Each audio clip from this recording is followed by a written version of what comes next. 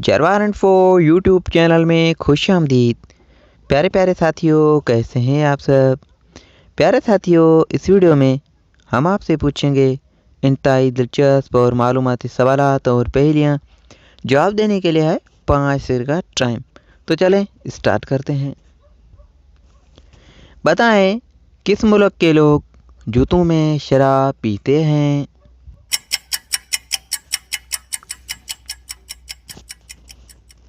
जवाब ऑस्ट्रेलिया। वो कौन सी चीज़ है जिसे हम खाते भी हैं, पीते भी हैं और जलाते भी हैं।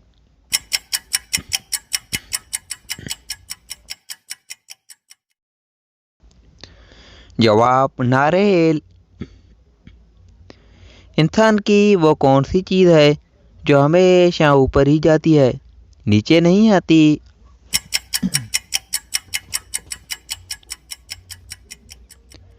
जवाब उम्र या एज।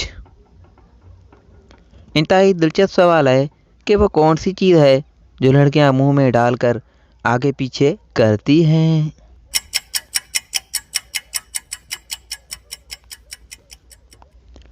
जवाब टूथ ब्रश।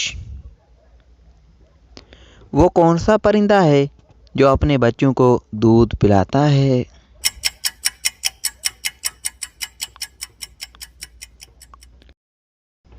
जवाब चमगादड़। प्यारे प्यारे साथियों, आपने कितने सवालात के जवाब दिए हैं कमेंट में हमें ज़रूर बताइएगा।